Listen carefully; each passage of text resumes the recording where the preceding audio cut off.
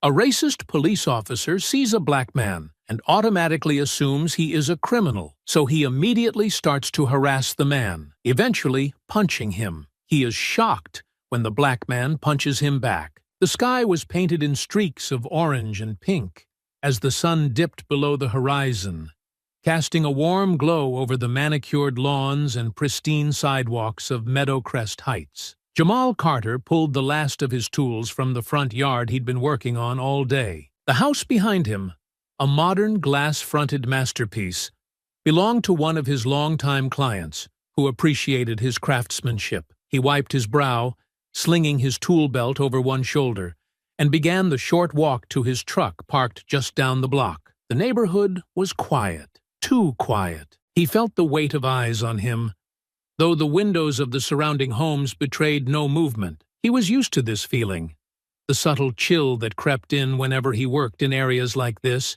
where his presence often felt out of place, despite his professionalism. The low hum of an approaching car broke the silence. A police cruiser crept toward him, its headlights cutting through the encroaching dusk. Jamal slowed his pace as the cruiser pulled alongside him and stopped. A tall, broad-shouldered officer stepped out, adjusting his belt as he surveyed Jamal with the sharp gaze of someone looking for trouble. "What are you doing around here, buddy? You look out of place," the officer said, his tone cold. Jamal stopped, his stance calm but firm. "Just finished a job," he said, nodding toward his truck. "Heading out." The officer's lip curled slightly, his hand resting on his holstered weapon. "Got some ID on you? You look like you don't belong here." The words hit like a slap, but Jamal's expression didn't waver. He reached into his pocket slowly and handed over his driver's license. The officer examined it as though searching for something incriminating, then held onto it longer than necessary. "You work around here?" the officer pressed. Jamal glanced at the tools in his hand. "I think that's obvious." The officer's eyes narrowed. "Watch your tone." Jamal exhaled through his nose. He could feel the tension building, the unspoken power dynamic shifting. He wasn't in the mood to play along today. Jamal crossed his arms, watching as the officer, his name badge read Bradley, lingered over the ID like it was a secret code he hadn't yet cracked. Bradley's posture was deliberate, designed to intimidate, but Jamal remained unshaken. Years of navigating moments like this had trained him to maintain a calm exterior, even as frustration boiled beneath the surface. "So, Mr. Carter," Bradley said, dragging out the words as though savoring their weight, "what kind of work do you do around here?" "Carpentry," Jamal replied flatly. He nodded toward the yard behind him. "Finished a custom deck for that house." Bradley's eyes flicked toward the house, his skepticism palpable. "You got a permit for that job?" Jamal blinked. "I don't need one. I'm contracted by the homeowner." The officer smirked, a thin line of condescension spreading across his face. "Uh-huh. And you just decided to take a little stroll afterward? That it?" Jamal squared his shoulders. "I'm walking to my truck. Is there a problem with that?" Bradley took a step closer, the weight of his presence more oppressive than the humid evening air. "Depends," he said slowly. "You look nervous. Got anything you're not supposed to have?" Jamal's jaw tightened. "No. Mind if I take a look at your truck then? Just to be sure." There it was. The push. The overstep. Jamal glanced at his truck a few yards away, then back at Bradley. "I mind," he said, his tone firm. "You've got no reason to search my vehicle." Bradley's smirk disappeared, replaced by a hard edge. "Now why would you say that, unless you've got something to hide?" Jamal let out a sharp breath, stepping back slightly. "Because I know my rights." For a moment, silence stretched between them, taut as a wire. Bradley's hand hovered near his baton. Jamal saw it, the subtle movement designed to instill fear, to make him second-guess standing his ground. "Let me explain how this works," Bradley said, his voice lowering, laced with menace. "I ask, you comply. That's the smart thing to do." Jamal met his gaze, unflinching. "I'm not breaking any laws, so unless you've got a reason to detain me, I'm leaving." Bradley's face hardened. His voice rose just enough to carry down the street. "Don't test me, son. You're real close to getting yourself into trouble." Jamal's eyes flicked toward the houses. Curtains twitched. Shadows moved behind windows. He wasn't alone, but no one would step in. They never did. Bradley shifted his stance, now blocking Jamal's path to his truck. "You think you're smart, huh? Walking away like that? Smart enough to know what this is," Jamal shot back. "You think you can intimidate me because you've got that badge?" Bradley stepped closer, the air between them charged with tension. "That badge means you listen to me." Jamal clenched his fists, every muscle in his body taut. "It means you're supposed to protect and serve, not harass people for no reason." The officer's smirk returned, colder than before. "And I'm supposed to believe you're not hiding anything? You've got a chip on your shoulder, Carter. Don't be surprised when it gets you in trouble." "You're the one looking for trouble," Jamal countered. "But you're not gonna find it here." The tension hung heavy, the balance of power teetering dangerously. Jamal's calm facade remained intact, but the fire in his eyes told a different story. Bradley's hand inched toward his belt, his fingers brushing against the baton. Jamal noticed the movement, his breath steady, but his pulse racing.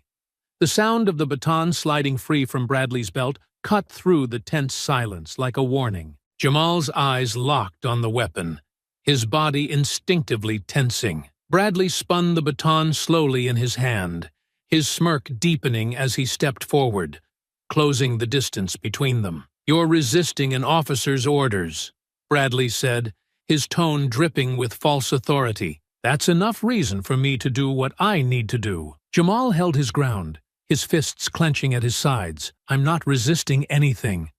You don't have a reason to stop me." Bradley tilted his head, the smirk never leaving his face. "You're not in charge here, Carter. That's the problem with guys like you. You think you can just walk away." Jamal exhaled sharply, his eyes flicking to the houses where curtains shifted and shadows moved behind windows.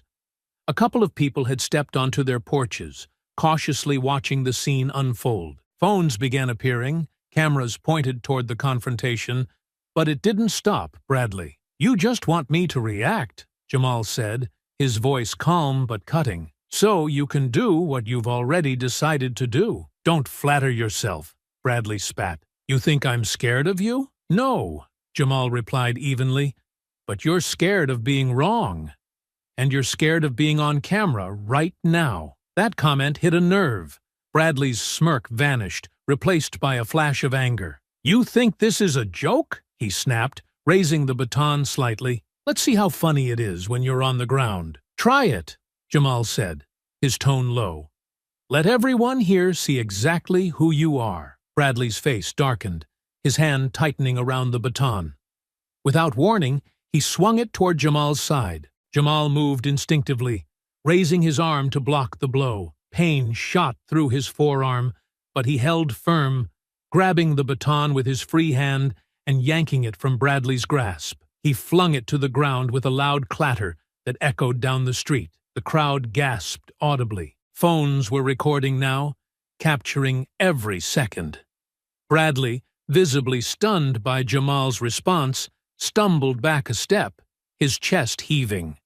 The officer's face contorted with rage, his hand balling into a fist. "You're gonna regret that," Bradley hissed, stepping forward. Before Jamal could respond, Bradley's fist flew through the air, slamming into his jaw with brutal force. The blow staggered Jamal, sending him back a step as pain exploded through his face. For a moment, his vision blurred, but adrenaline coursed through him, dulling the worst of it. Jamal steadied himself, his eyes blazing with defiance. "That all you got?"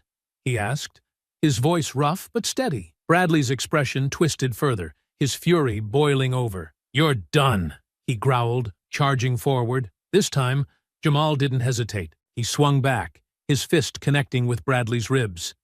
The impact forced a grunt from the officer, and he doubled over slightly, but Jamal didn't stop.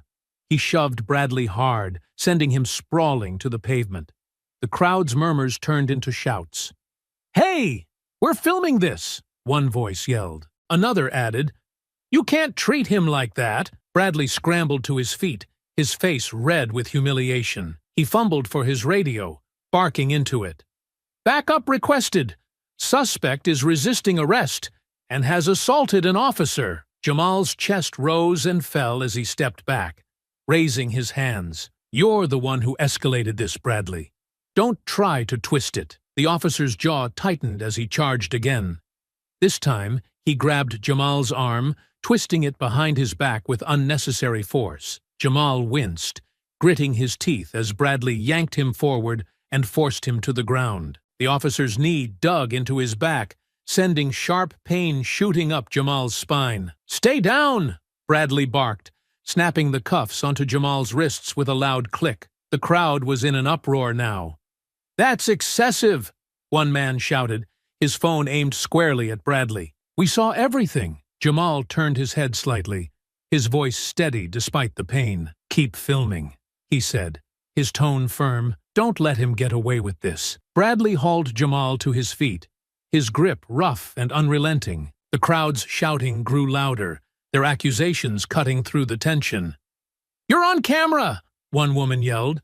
"We're all gonna see what you did." "Good," Bradley shot back, his voice dripping with sarcasm. "Make sure you get his little temper tantrum, too." Jamal's lips curved into a faint, humorless smile. "You're not gonna talk your way out of this, Bradley." The officer shoved him toward the cruiser, his face flushed with anger. "Get in the car," he snapped. Jamal climbed in without resistance, settling into the back seat as the door slammed shut behind him. Through the window, he could see the faces of the onlookers, their phones still raised. One man held his phone up higher and gave Jamal a nod of encouragement. The cruiser pulled away, its siren blaring as it sped into the night. Jamal leaned back against the seat, his wrists aching from the tight cuffs. His lip throbbed, a trickle of blood staining his shirt. But his mind was sharper than ever. This wasn't over. The drive to the station was tense, the hum of the engine the only sound filling the cruiser. Jamal sat in the back seat, his jaw throbbing and wrists aching from the too tight cuffs. His eyes stayed fixed on Bradley's reflection in the rearview mirror, watching the officer's every move. Bradley's hands gripped the steering wheel tightly, his knuckles pale, but his face betrayed a mix of anger and unease. "You're real quiet now," Jamal said, breaking the silence. His voice was calm, but there was a sharp edge to his words. "What happened to all that tough talk?" Bradley's eyes flicked up to the mirror, his jaw tightening. "Shut your mouth." "Or what?" Jamal pressed, leaning forward slightly. "You already got your punches in. Gonna try and add another charge while we're here?" "Keep talking," Bradley muttered, his voice low but laced with warning. "You'll see where it gets you." Jamal's lip curled into a humorless smile. "You know what? I think I'll keep talking. Someone's gotta hold you accountable, even if it's just me." "You assaulted an officer," Bradley snapped, his voice louder now.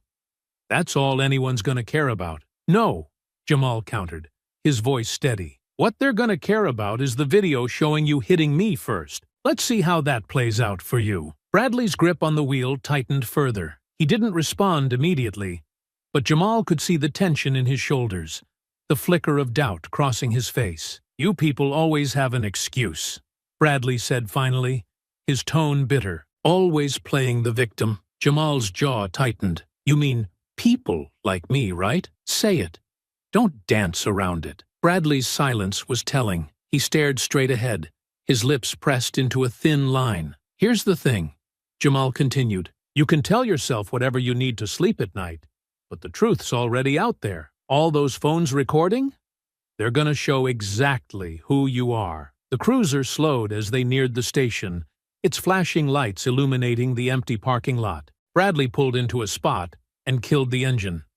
For a moment, he sat still, staring straight ahead. Then he turned, his eyes narrowing as he looked at Jamal through the barrier separating them. "You think you're special?"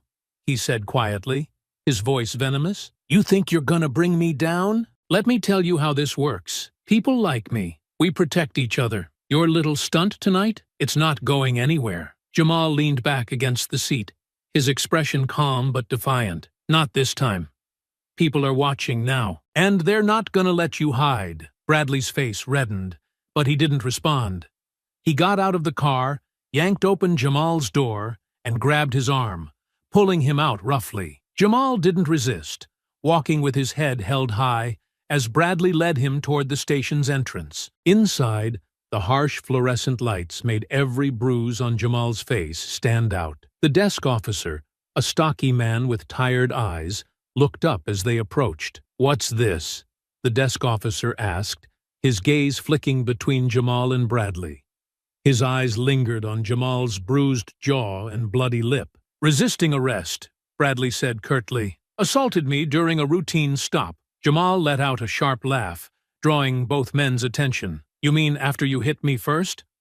Let's not leave that part out." The desk officer's brow furrowed. "What's he talking about?" Bradley bristled. "He's just trying to make excuses. Don't listen to him." Before the desk officer could respond, the sound of a phone buzzing broke the tension. Bradley fished his phone from his pocket and glanced at the screen. His face blanched slightly as he read the notification. "What is it?" the desk officer asked. Bradley shoved the phone back into his pocket. "Nothing. Just process him," he said, his tone clipped. The desk officer hesitated, but eventually gestured for Jamal to move toward the holding area. As Bradley turned to leave, Jamal spoke up, his voice loud and clear. "You know what that notification was, don't you?" Jamal said, his words carrying through the station. "It's the videos. They're already online." Bradley stopped mid-step, but didn't turn around. His shoulders tensed, and he stormed off down the hallway without another word. The desk officer looked back at Jamal, his expression now laced with suspicion. "What videos?" he asked. "The ones that show everything," Jamal replied, his tone firm. "You might want to check them before you take his word for it." The officer said nothing, but the seed of doubt had been planted. Jamal allowed himself a small, satisfied smile as he was led toward the holding cell. Bradley's confidence was cracking, and Jamal knew this wasn't the end. Jamal sat in the cold, steel holding cell, the ache in his wrists from the cuffs only now beginning to subside. The station was eerily quiet, with only the occasional shuffle of footsteps or distant murmur of conversation breaking the silence. He leaned back against the wall, his bruised face throbbing as he replayed the events of the evening in his mind. He could still hear Bradley's threats echoing in his ears, but instead of fear, all he felt was determination. This time, it wouldn't be his word against an officer's. It would be his word and a crowd of video evidence. The door at the far end of the hallway creaked open, and Jamal's attention snapped to the figure approaching. It wasn't Bradley, it was another officer, an older man with sharp eyes and a weary expression.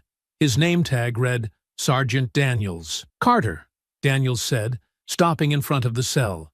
His tone was measured, neither friendly nor hostile. "You're Jamal Carter, right?" "That's me," Jamal replied, his voice steady. "What do you want?" Daniels didn't answer immediately.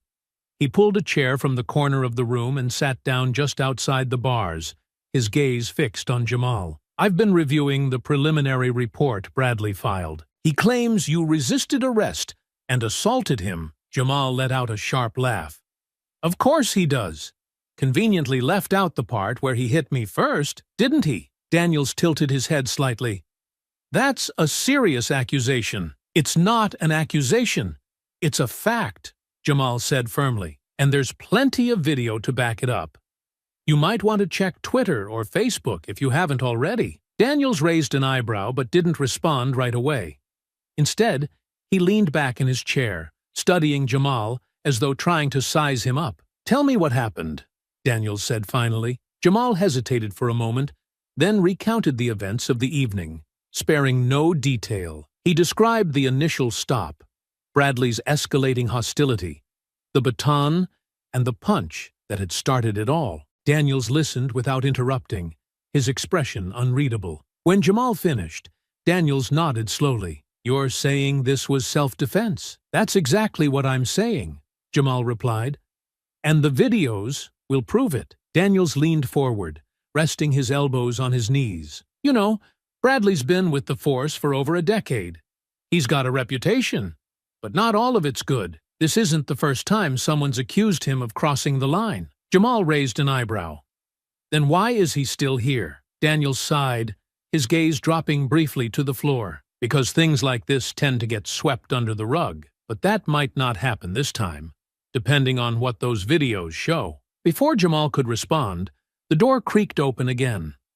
This time, Bradley stormed in, his face red with anger. "What are you doing in here, Daniels?" he demanded, his voice sharp. "This isn't your case." Daniels stood slowly, turning to face Bradley. "Just getting a better understanding of the situation." "I don't need your help," Bradley snapped. His gaze shifted to Jamal, his eyes narrowing. "You think this is going to save you? It won't. You're the one in the cell, not me." Jamal met his glare head-on, for now. "But I'm not the one all over social media right now either." Bradley's jaw tightened, and for a moment, Jamal thought he might lash out again. But Daniels stepped between them, his tone firm. "Enough, Bradley. Let's talk outside." Bradley hesitated, then reluctantly followed Daniels out of the room. The door closed behind them, but their muffled voices carried through the thin walls. Jamal couldn't make out every word, but he caught enough to piece together the conversation. "Videos are everywhere," Daniels said, his tone calm but serious. Bradley's voice was louder, more frantic. "They don't show the whole story. You can't just take their word over mine." "You're not giving me much choice," Daniels replied. "Your version of events isn't holding up." The conversation ended abruptly, and a few minutes later, Daniels returned alone. He approached the cell, unlocking the door and gesturing for Jamal to follow. "You're being released," Daniels said. Jamal frowned. "What about Bradley?" Daniels's expression darkened. "That's being handled. For now, I suggest you go home and rest. But don't think this is over. There'll be an investigation, and you'll likely be called in to testify." Jamal stepped out of the cell, stretching his wrists as relief washed over him. "Fine by me. I've got nothing to hide." As Daniels escorted him toward the exit, Jamal caught sight of Bradley down the hallway, his face pale and his shoulders tense as he spoke with another officer. For the first time that night, Bradley looked unsure of himself, his usual confidence cracking under the weight of what was to come. Outside the station, the cool night air hit Jamal's face, soothing his bruises. A small group of people was gathered near the entrance, their phones still in hand. One man stepped forward, giving Jamal a nod. "We've got your back," the man said. "We're not letting this go." Jamal nodded in gratitude, his resolve strengthening. This wasn't just about him anymore. It was about standing up to a broken system and making sure no one else had to go through what he did. The next morning, Jamal sat at his kitchen table, his phone buzzing non-stop with notifications. News outlets had picked up the story, and the videos from last night had gone viral. Each clip showed the same thing: Officer Bradley swinging first, followed by Jamal defending himself. The hashtags #CharterTR Justice for Jamal and #Urs Hold Bradley Accountable were trending across social media, with countless people weighing in on what had happened. Jamal scrolled through the posts, his emotions swinging between gratitude and frustration. Strangers from all over the country were calling for Bradley's suspension and an investigation, but he also saw plenty of people defending the officer, twisting the narrative to paint Jamal as the aggressor. A knock at the door pulled him from his thoughts. He stood cautiously, peeking through the window before opening it. Standing on his porch was a tall, middle-aged black woman holding a notepad and a press badge clipped to her blazer. "Mr. Carter?" she asked, her tone professional but warm. "I'm Vanessa Reed, a reporter with the local paper. I'd like to talk to you about what happened last night." Jamal hesitated for a moment before stepping aside to let her in. "Come in," he said, gesturing toward the living room. "I guess you've seen the videos." Vanessa nodded as she took a seat. "I have, but I want to hear your side of the story directly." "People are listening, Mr. Carter, and your voice matters." Jamal sat across from her, folding his hands tightly. He recounted everything: how Bradley had stopped him for no reason, the escalating confrontation, and the moment things turned physical. He spoke clearly and honestly, his frustration evident but controlled. Vanessa listened intently, jotting down notes. When he finished, she leaned forward slightly. "Do you feel like this is part of a larger issue? That what happened to you isn't just about one bad officer?" Jamal's jaw tightened. "It's definitely bigger than Bradley. He's not the first cop to pull something like this, and he won't be the last. But this time, people are paying attention. That's what matters. Vanessa nodded, her expression serious. And what do you hope comes from this? Jamal exhaled deeply. Accountability. Not just for Bradley, but for the whole system that lets people like him get away with this.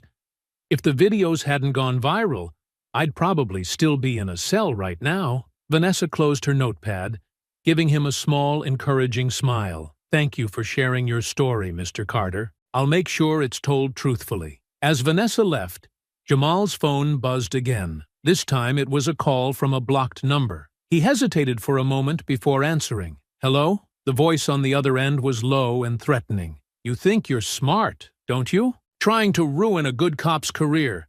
You don't know who you're messing with. Jamal's grip on the phone tightened. Who is this? The line went dead, but the unease lingered. He knew the voice wasn't Bradley's. It sounded older, more controlled. Jamal sat down, his mind racing. Bradley wasn't working alone. There were others protecting him, just like he'd said. Later that evening, Jamal sat on his couch, staring at his phone. The reporter's visit had left him feeling hopeful. But the threatening call was a stark reminder of the stakes. He wasn't just up against Bradley. He was up against an entire system that would do anything to protect itself. A notification popped up on his screen. An email from Vanessa Reed. It was a draft of the article she planned to publish. The headline read, Caught on Camera. One man's fight against police misconduct. Jamal skimmed through the text, nodding at how accurately she'd captured his story. For the first time all day, he allowed himself to feel a flicker of hope. People were watching, and the truth was spreading. But deep down, he knew the fight was far from over. Jamal stood on the steps of City Hall, the evening sky a canvas of fiery oranges and deep purples. A crowd of protesters filled the square below him, their signs declaring phrases like "Justice for Jamal" and "End police brutality." The energy was palpable, a mix of frustration, anger, and hope. Chanting rippled through the crowd, growing louder as Jamal stepped up to the microphone. He wasn't a public speaker. He wasn't a politician or an activist. He was a carpenter who'd been thrown into the spotlight because he refused to let injustice stand. But as he looked out over the sea of faces, young and old, black, white, and everything in between, he knew he couldn't stay silent. Jamal gripped the microphone, his knuckles white, and took a deep breath. The crowd quieted, the weight of their expectation pressing on him. For a moment, he hesitated, unsure if he could find the right words. Then he spoke. I didn't ask for any of this, he began, his voice steady but raw. I didn't ask to be stopped by a man who saw my skin color as a threat. I didn't ask to be hit, humiliated, or thrown in a cell for defending myself, and I didn't ask to have my life turned into a hashtag. The crowd murmured in agreement, their support like a wave pushing him forward. But I'm here now, Jamal continued, his voice rising, and I'm standing in front of all of you because what happened to me isn't just about me. It's about every black man and woman who's ever been stopped, questioned, or hurt for simply existing. It's about every time we've had to teach our children how to survive an encounter with people who are supposed to protect us. A ripple of applause spread through the crowd. Jamal's throat tightened, but he pushed through. We live in a world where my skin is seen as a weapon before I even open my mouth, where my rights only seem to matter when there's a camera rolling. And I know I'm not alone in that. Every single one of you out here tonight knows this fight. You've lived it, or you've watched someone you love live it. He paused, his gaze sweeping across the faces before him. But let me tell you something. The fact that we're here tonight, standing together, means they haven't beaten us. It means that every time they try to silence us, we get louder. Every time they push us down, we rise up. The applause grew louder, the crowd cheering and chanting his name. This isn't about hating the police, Jamal said, his tone firm. It's about holding them accountable. It's about making sure they don't get to play by a different set of rules. And it's about making sure no one else has to go through what I did. He took a step closer to the microphone, his voice softening, but no less powerful. I'm tired. We're all tired. But we can't afford to stop now. Because every time we stand together, every time we say enough is enough, we're one step closer to the justice we deserve." The crowd erupted into thunderous applause, their cheers echoing through the square. Jamal stepped back, his chest heaving as the adrenaline coursed through him. He felt the weight of their hope, their belief. And for the first time in days, he felt like he was part of something bigger than himself. As the crowd began to disperse, Jamal stood off to the side, watching as people exchanged hugs and words of encouragement. A young woman approached him, her eyes red from crying. "Thank you," she said, her voice trembling. "What you said tonight, it gave me hope." Jamal nodded, his throat tight. "That's why I did it." Before she could respond, another voice cut through the din. "Mr. Carter!" It was Vanessa Reed, the reporter from earlier. She held her phone up, recording him as she approached. "That speech was incredible. Do you think it will have an impact?" Jamal hesitated, his gaze shifting to the crowd. "I hope so," he said finally. "But words alone won't change anything. It's what we do next that matters." Vanessa nodded, lowering her phone. "And what's next for you?" Jamal didn't have an answer. Not yet. But as he watched the crowd disperse, their determination etched on their faces, he knew one thing for sure. This fight was far from over. The video of Jamal's speech spread quickly, shared on news outlets and social media platforms alike. It became a rallying cry, inspiring more protests across the city and sparking heated debates on national television. Some called Jamal a hero, a voice for justice in a system that often silenced people like him. Others painted him as a troublemaker, someone who had provoked a good officer just trying to do his job. Jamal sat in his living room, the glow of his phone screen reflecting off his face as he scrolled through the comments. They ranged from heartfelt messages of support to vile insults and threats. He clenched his jaw as he read one. "People like you don't belong in our neighborhoods. You got what you deserved." His phone buzzed with a call, and he answered without checking the number. "Carter," the voice on the other end said, its tone sharp and cold. "You need to back off." "Who is this?" Jamal demanded. "You think you can take this fight public and come out clean?" The voice continued, ignoring his question. "You're playing a dangerous game, and you're not gonna like how it ends." The line went dead. Jamal sat frozen for a moment, his heart pounding. He'd been receiving threats since the incident, but this one felt different, more direct, more personal. He set the phone down, his hands trembling slightly, but his resolve hardening. Later that evening, Vanessa Reed called to check in. "Jamal, have you seen the news?" she asked, her voice tinged with urgency. "What now?" "There's been a statement from the police union," Vanessa said. "They're doubling down on Bradley's version of events, calling you a violent agitator." Jamal exhaled sharply, frustration bubbling to the surface. "Of course they are. They can't admit he was wrong. It would crack the whole system." Vanessa hesitated.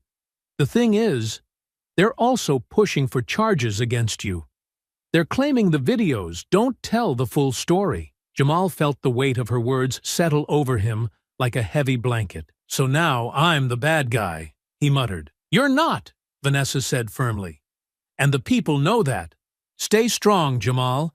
This is exactly what they want, to scare you into backing down." The next day, Jamal joined another protest in the heart of the city. The turnout was larger than before, the crowd spilling into the streets with signs and chants demanding justice. As Jamal wove through the throng, he noticed a familiar face. Sergeant Daniels. Daniels wasn't in uniform. He stood on the edge of the crowd, his arms crossed, watching quietly. Jamal hesitated before walking over to him. "Didn't expect to see you here," Jamal said. Daniels nodded slightly. "Didn't expect to be here, but after everything I've seen, I couldn't just stay quiet." Jamal studied the older man, his expression guarded. "And what's that supposed to mean?" "It means you were right," Daniels said, his voice low. "Bradley's got a history, and the department's been covering for him. It's bigger than one bad cop." The words hit Jamal harder than he expected. He'd always suspected as much, but hearing it confirmed by someone on the inside brought a bitter mix of validation and anger. "So, what are you going to do about it?" Jamal asked, his tone challenging. Daniels's gaze hardened. What I can. But change doesn't happen overnight, Carter. You know that. It doesn't happen at all if people like you stay silent, Jamal shot back. Before Daniels could respond, the protest surged forward, the chants growing louder. Jamal was swept back into the crowd. The conversation left unfinished. As the sun dipped below the skyline, the protest turned tense.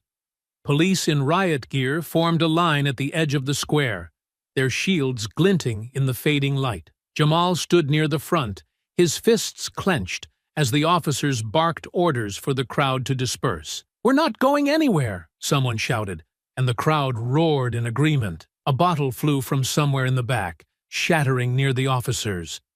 The line shifted. Batons raised as the tension reached a boiling point. Jamal raised his hands, turning toward the crowd. "Don't give them an excuse," he yelled, his voice cutting through the chaos. "This is what they want. They want us to lose control so they can call us the aggressors." The crowd hesitated, the energy shifting, but the standoff remained. The line between the protesters and the officers razor thin. In the chaos, Jamal caught sight of Bradley near the back of the police line. Their eyes met briefly, and Jamal saw the simmering hatred in the officer's glare. Bradley gestured toward him, saying something to another officer. Jamal felt a knot of unease tighten in his chest. He didn't know what Bradley was planning, but he knew one thing. This fight was far from over. As the protest dragged into the evening, the tension in the air grew heavier. The chants of the crowd mixed with the sharp commands of the police, creating a cacophony that made it hard to think. Jamal stood firm, his eyes fixed on the line of officers in riot gear. He wasn't afraid, but he was wary. Too much had happened already, and he could feel something brewing just beneath the surface. A group of younger protesters near the front began shouting at the officers, their anger spilling over. One of them threw a plastic bottle, which bounced harmlessly off a shield. The reaction was immediate. The officers shifted, batons raised, the line tightening as though preparing to charge. "Stop!" Jamal shouted, his voice cutting through the noise. He pushed his way forward, placing himself between the protesters and the officers. "We're not here to fight. Don't give them what they want." The younger protesters hesitated, their fury momentarily tempered by his presence. Jamal turned to face the officers, raising his hands to show he wasn't a threat. He locked eyes with one of them, a young man whose face was partially obscured by his helmet. The officer's grip on his baton wavered for a moment before he stepped back slightly, the tension in his posture easing. But not everyone was willing to de-escalate. From the back of the line, Bradley pushed his way forward, his eyes blazing with anger. He stopped just behind the line of shields, his gaze locked on Jamal. "You don't know when to quit, do you?" Bradley spat, his voice dripping with venom. Jamal didn't flinch. "I'm not the one who started this. You are." The two men stared at each other, the weight of their shared animosity almost palpable. Around them, the crowd grew quieter, sensing the confrontation. Phones were raised, cameras capturing every moment. "You're not a hero," Bradley continued, his voice rising.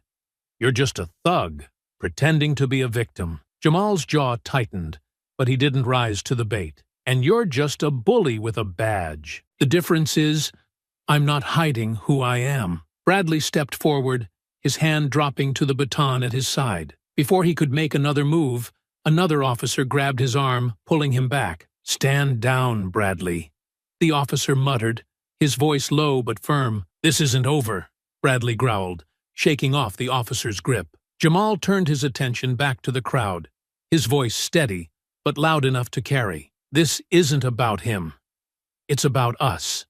About standing together and demanding change. Don't let him distract you from that." The crowd erupted into cheers, the tension dissipating slightly. Jamal stepped back, his heart pounding as the standoff continued. The line of officers didn't move, but their presence remained a looming threat. As the night wore on, the protesters began to disperse, their energy spent, but their resolve unbroken. Jamal lingered near the edge of the square, watching as the crowd thinned.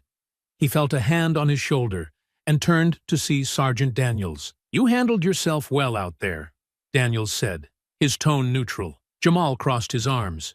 Didn't have much of a choice. If I didn't, someone else would have gotten hurt. Daniels nodded, his gaze thoughtful. Bradley's going to keep pushing. You know that, right? I figured as much, Jamal replied.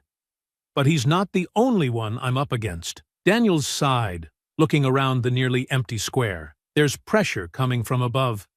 They're trying to protect him, but the videos are making it harder. Don't think for a second that means they'll stop. Jamal studied the older man, trying to gauge his sincerity. So why are you telling me this? Because I've seen this department protect the wrong people for too long, Daniels said quietly. You have the public's attention now. Don't let it go to waste. Jamal nodded slowly, appreciating the sentiment, but unsure if he could fully trust the man in front of him. Thanks for the advice, he said finally. Daniels offered a small nod before turning and walking away. Jamal watched him go, the weight of the night settling over him like a heavy blanket. When Jamal returned home, he found a thick envelope taped to his front door. He glanced around cautiously before opening it. Inside was a stack of grainy photos, surveillance shots of him with his family, at his job, at the protests. A single note was tucked between the images. Back off. This is your last warning. Jamal's stomach churned, but his resolve only hardened. He wasn't going to back down. Not now, not ever. The days following the protest were a whirlwind. The videos from the standoff had gone viral, further inflaming the public discourse. Jamal found himself at the center of a growing movement, but with every step forward, the pressure mounted. He knew the threats wouldn't stop, but he also knew he couldn't afford to let fear dictate his actions. Vanessa Reed called one morning with urgent news. Jamal, they're moving forward with charges against you. Assaulting an officer, resisting arrest. The works. Jamal sat down heavily at his kitchen table, gripping the phone tightly. They're really doubling down on this, huh? Even with all the evidence out there? They're claiming the videos don't show the full context, Vanessa said. But here's the thing. They've also opened an internal investigation into Bradley. That's not public yet, but it means there's pressure on both sides. Jamal exhaled slowly. So they're trying to scapegoat me while quietly cleaning up their mess. Pretty much, Vanessa replied. But you've got people in your corner. Civil rights attorneys are offering to represent you pro bono, and the public's not letting this go. A trial might be exactly what we need to expose everything. Later that afternoon, Jamal met with one of the attorneys, a sharp, no-nonsense woman named Rachel Harper. She spread a stack of documents across his dining table, her expression serious. They've officially charged you, Rachel said, sliding a copy of the complaint toward him. This is their attempt to save face, but it's risky. If we play this right, we can not only clear your name, but also force the department to answer for its actions. And if we don't play it right? Jamal asked. Rachel's gaze didn't waver.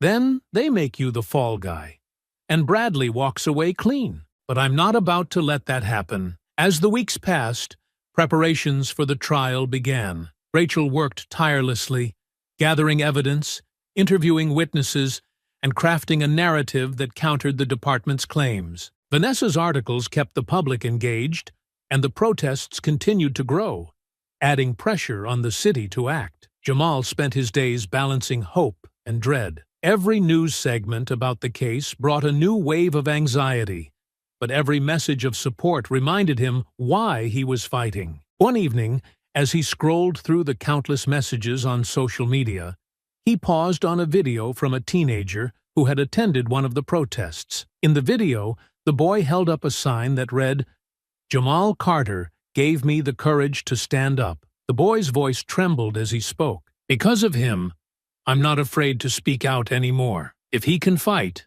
so can I." Jamal leaned back in his chair, the weight of the fight momentarily lifting. This wasn't just about him. It was about everyone who believed in change. The day of the trial arrived faster than Jamal expected. The courthouse steps were packed with protesters, their chants filling the air as he made his way inside. Rachel walked beside him, her presence steadying. Inside the courtroom, Bradley sat at the defendant's table, his jaw tight and his eyes avoiding Jamal's. His attorney was already flipping through documents, their strategy clear: paint Jamal as a violent aggressor and downplay Bradley's actions as justified. The prosecution opened with their narrative, showing the grainy body cam footage and arguing that Jamal had resisted from the start. But Rachel was ready. She countered with the viral videos, presenting them frame by frame to highlight Bradley's aggression. Witness after witness took the stand. Bystanders from the night of the confrontation testified about what they saw, their accounts consistent and damning for Bradley. One of the younger protesters, a girl no older than 16, described how Jamal had de-escalated the crowd when tensions were high. "He told us not to give them an excuse," she said, her voice clear. "He wasn't violent. He was protecting us." The turning point came when Rachel called her sergeant Daniels to the stand. Daniels, dressed in a crisp suit, looked uncomfortable, but resolute. Rachel's questioning was sharp, cutting through any hesitation. "Sergeant, you've been with the department for over 20 years, correct?" Rachel began. "Yes," Daniels replied. "And in that time, have you ever encountered complaints about Officer Bradley's conduct?" Daniels hesitated, glancing briefly at the judge before answering. "Yes." Rachel didn't miss a beat. "How many complaints, Sergeant?" "Several," Daniels admitted. "There were reports of excessive force and misconduct." The courtroom buzzed with murmurs, the tension thick enough to cut. Rachel pressed on. "And what actions were taken in response to these complaints?" Daniels's jaw tightened. "They were reviewed, but no disciplinary action was taken." Rachel stepped closer to the witness stand, her voice rising slightly. "So the department knew about Bradley's behavior and did nothing. And now my client is being blamed for defending himself against an officer with a documented history of abuse." The judge rapped his gavel, calling for order, but the damage was done. Daniels's testimony had cracked the defense's case wide open. As the trial continued, Jamal felt a sense of momentum building. The truth was coming out, piece by piece, and for the first time, it felt like justice was within reach. The courtroom was electric with anticipation as the trial neared its conclusion. The prosecution had delivered its final arguments, doubling down on the claim that Jamal had escalated the confrontation and that Bradley's actions were necessary to maintain control. But Rachel Harper was ready, her calm confidence cutting through the tension like a scalpel as she rose to deliver her closing statement. "Ladies and gentlemen of the jury," Rachel began, her voice steady, "this case is not just about the actions of my client, Jamal Carter. It's about a system that has allowed misconduct to go unchecked, and an officer who believed his badge gave him the right to violate the very laws he swore to uphold." She turned to the jury, her expression firm but empathetic.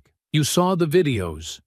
You heard the testimony. Jamal Carter was not the aggressor. He was a man walking to his truck after a hard day's work, stopped without cause, harassed, and ultimately assaulted by someone who should have protected him." Rachel gestured toward Bradley, who sat stiffly at the defendant's table, his face pale. "Officer Bradley has a history of excessive force. His own superior admitted under oath that complaints were ignored. This trial is not just about clearing my client's name, it's about holding those in power accountable." Her gaze swept across the room, landing on each juror in turn. "Today, you have a choice. You can uphold the truth, or you can send a message that the badge is above the law. I urge you to choose justice." She returned to her seat, her expression calm but purposeful. Jamal glanced at her, a flicker of gratitude in his eyes, but his nerves were far from settled. Now, all they could do was wait. The deliberation lasted for hours. Jamal paced the courthouse hallways, his mind racing with every possible outcome.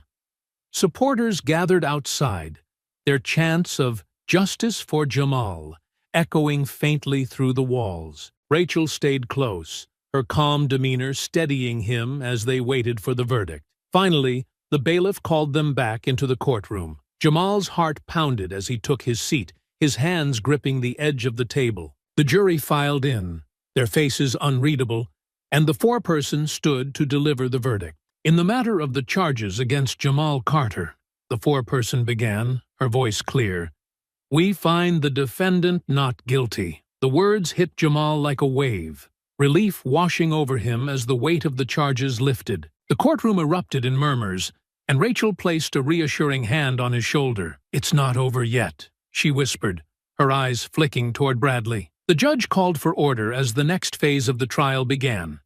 The proceedings against Bradley. The charges of misconduct and excessive force were now front and center, and Rachel was prepared to take the offensive. She questioned every witness, dissected every piece of evidence, and painted a damning picture of a man who had abused his power with impunity. Bradley took the stand reluctantly, his demeanor defiant, but increasingly cornered under Rachel's relentless questioning. Officer Bradley, she said, her tone sharp, you testified that you felt threatened by Mr. Carter. Can you explain why a man walking to his truck posed such a danger to you? Bradley shifted uncomfortably, his eyes darting toward the jury. He was uncooperative, he muttered. He refused to comply. Rachel arched an eyebrow. And in your mind, noncompliance justified hitting him with a baton and punching him in the face? I didn't hit him without cause, Bradley shot back, his voice rising. He resisted.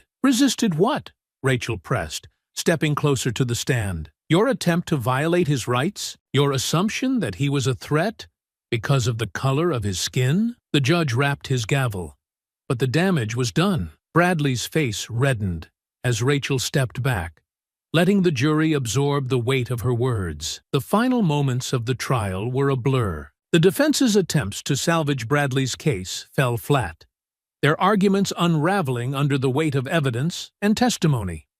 When the verdict came, it was swift and decisive. We find the defendant, Officer Bradley, guilty of misconduct and excessive use of force. The words sent a ripple through the courtroom, followed by cheers from the crowd outside. Jamal felt a wave of emotion rise in his chest as he watched Bradley slump in his seat, his once defiant posture crumbling under the weight of the decision. As the court adjourned, Jamal stepped outside into the sunlight, the cheers of the crowd washing over him. Vanessa was there, her camera rolling as she approached him. How does it feel to finally have justice? She asked, her microphone poised. Jamal paused, his gaze sweeping over the crowd. It's a start, he said. But justice isn't just about one trial or one verdict. It's about changing the system that let this happen in the first place. That fight isn't over. The crowd erupted into cheers again, their chants of justice for Jamal ringing out louder than ever. Jamal stood tall, his resolve unshaken. The road ahead would be long, but for the first time in a while, it felt like they were heading in the right direction. As the crowd outside the courthouse swelled, their chants of justice for Jamal reverberating through the city streets, Jamal stood near the steps, letting their energy wash over him. For the first time in weeks, the crushing weight of uncertainty lifted slightly, replaced by a cautious optimism. Bradley's conviction and sentencing were monumental, but Jamal knew this wasn't just about one man. This was about a system that had been exposed for what it was, a system that had to change. Rachel Harper joined him, her expression calm but reflective. You did it, Jamal. This is going to make waves. Jamal shook his head slightly. We did it. And it's a start. But there's still so much to do. Rachel smiled faintly. You've sparked something bigger than any of us, but don't forget to take a moment to breathe. Jamal nodded, appreciating her words but knowing rest would have to wait. He descended the courthouse steps, greeted by handshakes, hugs, and words of encouragement. People from all walks of life had gathered here. Young activists, seasoned community leaders, and even families with children holding handmade signs. Each of them was a reminder of why this fight mattered. Vanessa Reed, standing with her camera crew, approached him once again. Jamal, the city is listening. What's your message to the people who are still on the fence, who think this fight isn't their fight? Jamal paused, gathering his thoughts before speaking. To anyone who thinks this isn't their fight, I get it. It's easy to look away when it doesn't affect you directly, but injustice anywhere affects us all. If we don't stand together, we're just letting the same systems divide us. What happened to me could happen to anyone, and the only way we change that is by staying loud and staying united. The crowd erupted into cheers, their voices echoing across the plaza. Vanessa lowered her microphone, clearly moved by his words. In the days that followed, the momentum didn't wane. The city council introduced sweeping reforms, spurred on by the pressure from protests and public outcry. A civilian oversight board was officially established, and independent investigators began reviewing the complaints that had long been buried in the department's files. The police chief, who had previously defended Bradley, announced his resignation amid growing scrutiny. Jamal, though still at the center of the movement, started to find moments of peace. One evening, he returned to his workshop, the place that had always brought him solace. The smell of wood and sawdust filled the air as he sanded the edges of a custom table, the rhythmic motion grounding him. It was the first time in weeks he'd felt something close to normalcy. As he worked, his phone buzzed with a notification. It was a text from one of the young activists he'd met at the protest. "Your strength gave us the courage to keep going. Thank you for showing us what's possible." Jamal set the phone down, his heart swelling with a mix of pride and humility. He hadn't set out to become a symbol, but if his fight could inspire others, then it was worth every sleepless night, every moment of fear. Months later, Jamal stood in the same square where the largest protest had taken place. This time, it wasn't for a march or a rally, but for a community celebration, marking the first tangible steps of reform. Families gathered, children ran through the square, and local musicians played upbeat tunes that carried through the crisp air. Vanessa Reed was there, documenting the event, and Rachel Harper stood off to the side, chatting with other community leaders. Sergeant Daniels approached Jamal quietly, his hands in his pockets. "You've done something remarkable," Daniels said, his voice low. "Not just for yourself, but for this city." Jamal turned to him, his expression thoughtful. "It wasn't just me. It was everyone who refused to stay silent." Daniels nodded, then extended his hand. "I'll keep doing what I can on my end, but if you ever need someone on the inside, you know where to find me." Jamal shook his hand, appreciating the gesture, but knowing the road ahead would require more than individual promises. It would take sustained effort from everyone, inside and out. As the sun began to set, painting the sky in hues of gold and purple, Jamal stepped onto a makeshift stage. The crowd quieted as he approached the microphone, their attention fully on him. "Tonight isn't just about what we've done," Jamal began, his voice carrying through the square. "It's about what we're going to do. Change isn't easy, and it doesn't happen all at once, but we've proven that when we stand together, we're unstoppable." He paused, his gaze sweeping over the crowd. "This fight isn't over. It's not going to be over until justice isn't something we have to demand. It's something that's guaranteed for everyone." The crowd erupted into applause, their cheers echoing into the night. Jamal stepped back from the microphone, letting their voices fill the square. He felt a profound sense of purpose, knowing that while the fight wasn't over, they had taken the first steps together. And for the first time in a long time, Jamal felt hope, not just for himself, but for a future where justice wasn't a battle, but a given. I hope that this story impacted you in some way. If it did, then watch these 2 videos that I handpicked for you.